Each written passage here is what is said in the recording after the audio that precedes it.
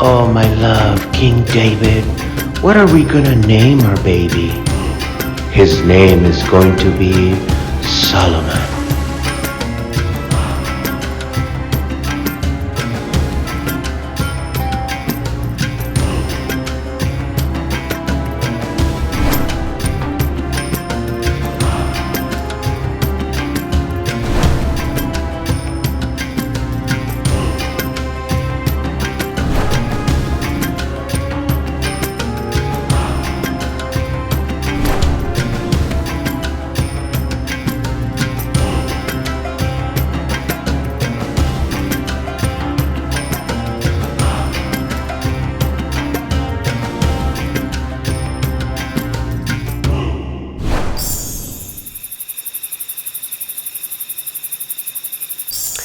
Hi, and welcome to Genesis Remastered. I am Ricky Calderon. I am the host for this program, and today we are going to travel 3,000 years back in ancient history. We are going to travel to Jerusalem, and we are going to study the life of Solomon, the king of Israel, here on Genesis Remastered. Don't go anywhere. We'll be right back. Welcome to Genesis Remastered, now celebrating video number 32, and we want to say thank you. Enjoy. Hey everybody, and welcome to another program for Genesis Remastered. Now we are celebrating video number 32, and we are super excited.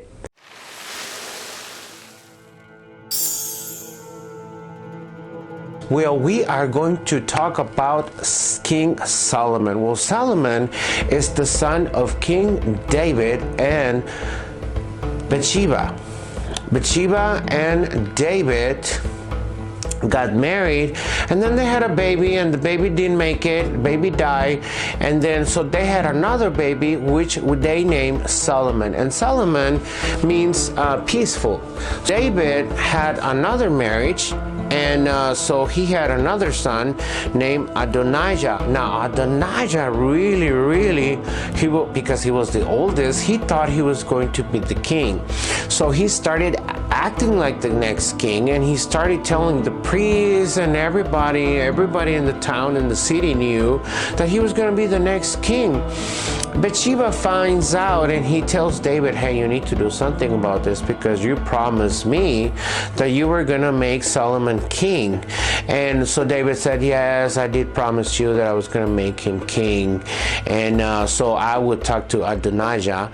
And so they make a ceremony, and they pronounce Solomon the next king, right? So of course Adonijah did not like that, and he did a few things to try to steal the throne, but eventually it did not work out. So Solomon is the king, and he's very young. Guess how old he is? He's 12 years old, and he is the king. Well, I forgot to tell you, David is not doing so good. He's old and he's dying. So Solomon takes care. So Solomon jumps into the throne, and he is directing this big nation. And once in Gibeon, he was doing some offerings and some sacrifices, and so he went to sleep that night, and God appeared to him during his sleep. And so in the dream, God asked Solomon, you know, your dad was really nice and he was a good servant. I want to make you a gift. What would you like me to give you? What would you like for me to give you? And Solomon said, well, you know what? I am very young, and I need so much help to rule this nation, and I really could use some wisdom. And so God thought that was beautiful and so humble that he was just, out of everything that he could ask, the only thing he asked was for wisdom, and he was going to use this wisdom to help his people and to rule the nation that God has given him. So, I mean, an applause for Solomon. It was just amazing. So So God was so pleased with his answer that he said, you know what, I'm not going to just give you wisdom, but I'm going to give you what you did not ask, which is long life. I'm going to make you super, super rich, and I'm going to make you the wisest man that has ever lived and ever will live.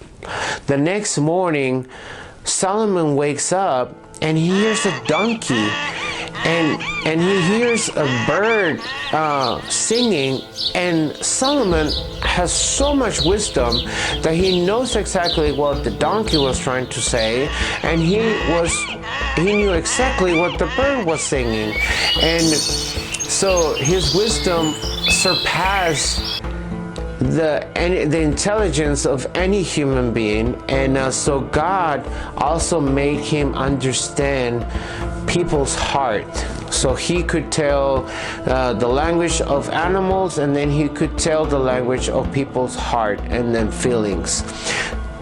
One of the biggest tests for his wisdom was when two women came to his court, and they were both claiming that the baby that they were holding, it was both theirs.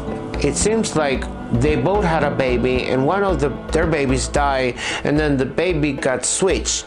And so the one of the lady was accusing the other lady that she was that she had replaced the baby, and the other lady was like, no, you're crazy, mine, this is my baby, what are you talking about? So Solomon was like, he had a challenge to come up with finding out who the mother was. So he said, well, let's just cut the baby in half and just give each woman the half of the baby, and so everybody has half and half. And so one of the women said, no, you cannot do that. You will let her have the baby, and I'm fine. But don't touch my baby. Just don't touch the baby. And then the other woman was like, yeah, let's cut the baby in half, and don't let her win, and I won't win. Neither of us. Let's just cut the baby in half. I don't care. So Solomon was able to discern the feelings of each woman and see through their hearts, and he was able to identify who the real mother was. So he gave the baby to the woman that was willing to sacrifice and give the baby away but keep him alive.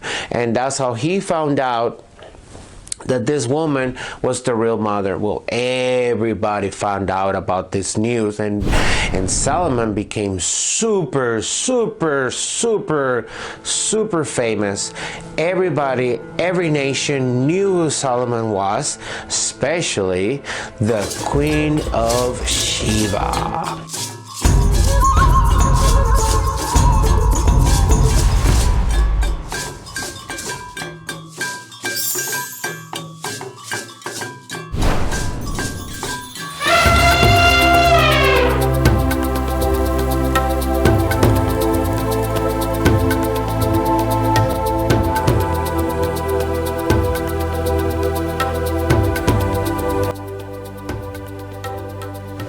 Well, the Queen of Sheba kept hearing wonders about Solomon, and she was like, I need to go and meet this man and see what's up. And she traveled 3,000 miles to meet Solomon. And she brought camels, and she brought servants, and so and back in Ethiopia, in Saba, where she was from, they would have like incense, and then they would have like spices, and she would bring them, and she brought jewelry, and she brought money, and so she brought so much stuff. She had a caravan of camels full of items, and so when she arrived to Jerusalem, she asked to be at the presence of King Solomon, and Solomon was very excited to have this queen, of this other neighbor nation, faraway nation, to come to see him. So he was very excited, and he was such a great host. Of course, his name means peace, so let's remember that. Let's remember his name means peace. So he was extremely excited. I think if I was there, I would want to meet him. I would really want to meet King Solomon. So So they meet, and so she asked him all these questions. She had so many riddles, and he answers every riddle, and he answers every single question, and she was fascinating. She was just like so amazed, and then she was like, wow, you have a nice palace, and you have and you servants, they have nice clothes, and you have very good food. She was more than amazed. So she spent 6 months there, but she would sleep in the courthouse. She would not sleep in the castle, in the palace. And then on her last day, after 6 months, they meet, and they will, I'm assuming they will eat, and they will share, and then she would like see how, and she would learn so much from him, because she said that she wanted to swim in the ocean of his wisdom. And I'm pretty sure she was learning how to direct a nation, because I'm pretty sure she became his student. You know, let me learn how you direct these people. Let me give me some of your wisdom. But there was a time that she needed to go back home. So on her last, so she spent 6 months there, and then there was a night, and then there was like a goodbye night. And so Solomon said, why don't you sleep on the palace tonight? Be my guest. And she was like, no, because you may have other intentions, and I don't trust you. And she goes, well, and then she was like, well, maybe you will seduce me or something like that. I don't trust you. And he was like, okay, let's make a deal. If you don't take anything from me, I will not take anything from you. But he already had everything set up. So she said yes, and he was like, yes. And so he asked one of the servants or somebody in the kitchen or whatever, he asked them to put something spicy on her salad. And you'll see why later. Okay, so she had a salad, and it was like spicy, and so he put a glass of water next to her bed, and that night she woke up so thirsty, and so she drank the water. I'm like, okay, there's the water here. I'm a guest. I guess it's for me. So she drank the water, and he was watching, and he was waiting for her to drink the water, and she was like, aha, I got you. You are taking water from me, and now I want you. And so they spend the night that night, and so the next day, he gave her a ring as a symbol of their friendship and as a token of appreciation. And she says goodbye, and then she goes back to her nation, you know, Sheba. And so Makeda is her name. So Makeda goes back to her country, but she doesn't know yet that she's not just taking a ring with her as a gift, but she's taking also something that will be born in 9 months. And yes, my friends, 9 months she gave birth to Menelik. Menelik is another son of Solomon. 13 years later, after his birth, her mom tells him to go meet his wonderful dad, and he says, well, Mom, how am I going to know what he looks like? And the story says that she shows him a mirror and says, he looks just like Dad. So he goes and meets with his dad, and there is another story that Menelik actually takes the Ark of Alliance back to Ethiopia, but we are not sure if that's for sure. Now, Solomon creates this temple, or so Solomon builds this temple that his dad had intentions of building for his dad. I want to say it was one of the first churches, right? So he wanted to create this temple so people could go and pray, and people could go and celebrate with God and ask him what they needed, and God will respond. And so the day of the inauguration of this temple, which took 7 years, Solomon prayed to God during the inauguration, and he was like, God, this temple is for you, and this is for you to live in, and people are going to come and talk to you, and then they're going to have requests, and we want you to answer these questions. And God appears to him again, and he says, I agree, I really like the temple, I am going to live in this temple, and I'm going to take care of it, but I want to talk to you, Solomon, because I see that you're marrying a lot of women. No, he doesn't tell him that part, but so God wanted to tell Solomon something also. He also wanted to remind Solomon that it was very important to stay loyal to him and not go and sacrifice or go and praise other gods, because if he did that, he was going to take away his nation, and he was going to change his mind about everything. If for whatever reason Solomon would not follow the rules, he was going to take the nation away from him and give it to his servant.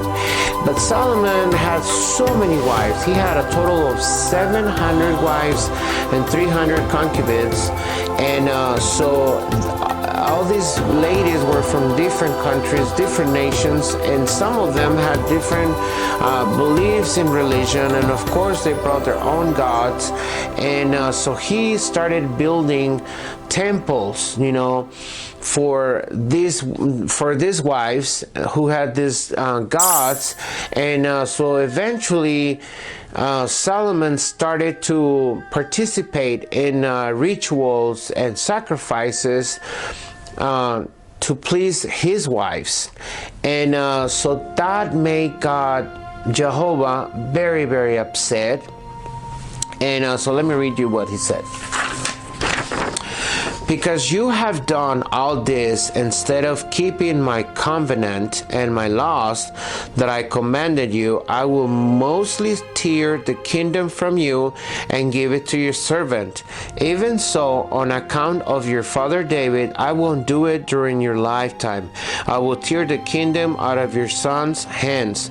Moreover, I won't tear away the entire kingdom. I will give one tribe to your son on account my servant David and on account of Jerusalem, which I have chosen.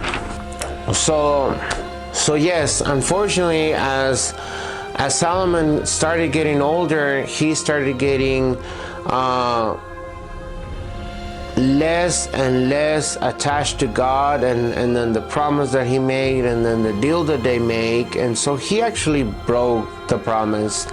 And so God did not took the nation away from him in his lifetime due to the fact that he was blessed, that Solomon was blessed based on his father David. And so God respected that connection, and that's why he was like, well, I'm not going to take this because of your dad, I'm not going to take this nation away from you.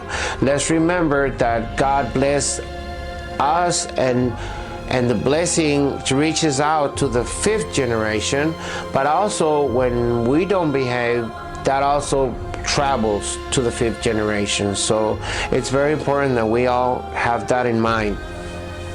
And that's exactly what happened. So God was upset with Solomon, but because David was good, he still could not do anything, or he still chose not to do anything then and during his lifetime. But after his next generation, which was his son, he was going to take the throne away. But in his mercy, he made another arrangement. He said, I'm not going to take the whole nation. I'm going to give your son something, and then so he's not going to be empty-handed. And friends, that is the story of Solomon. It's a fascinating story. It's very, very long, and it has a lot of names, and it has a lot of words that in my English, even in my Spanish version of the show, I still had to look them up and reread them, but it's fascinating. I learned a lot. I learned so much. I really, really enjoy this video, this whole subject about Solomon and his story. I think it's fascinating. I think it's a lot of learning, and it's a lot for us to take with us, you know, when it comes to be obedient with God and knowing what is good and knowing what God doesn't want us to do, and be faithful, because God bless us so much, and so we need to show gratitude, and we need to not do what offends God and not do what doesn't make him happy. And so this is a really good story. It's a really good experience. It's everything that went through Solomon since he was a baby until he was very old. So Solomon gets really old, and he passes his throne to his son Rehoboam, and so he becomes the next king. And so according to the Bible and according to the story, so a part of the nation was taken away, but he was still a ruler during some time. And so thank you so much for joining my channel. Thank you so much for joining Genesis Remastered. It's a blessing to have you in our show, and it's a blessing to have you as our subscriber. I want to let you know that I pray for you every day, and I bless you, and I'm just so happy that I'm able to make these stories, bring them to the screen for you to enjoy. Feel free to subscribe, feel free to add any comments, and don't forget, I love you, I bless you, and we'll see you on the next video. Bye.